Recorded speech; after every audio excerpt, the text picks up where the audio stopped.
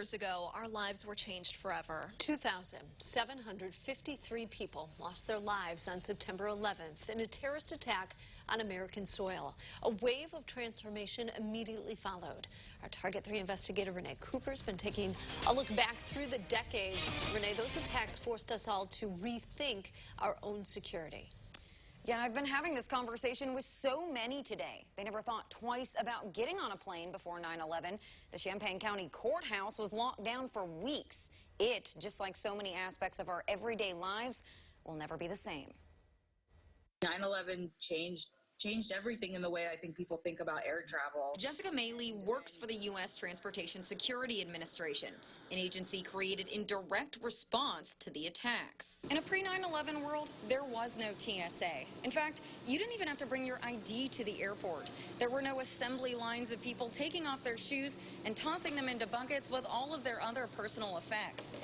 And maybe the most missed phenomenon from 20 years ago is that your family could walk with you all the way through security, all the way to your departing gate to say goodbye. This is Willard Airport in Savoy, the year 1996. Back then, a private security company ran a much smaller scale system.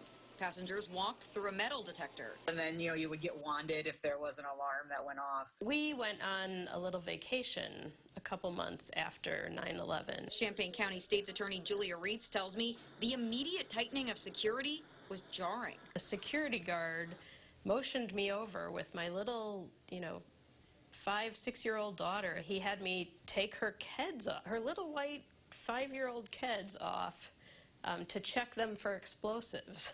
Reitz started working at the Champaign County Courthouse before 9/11.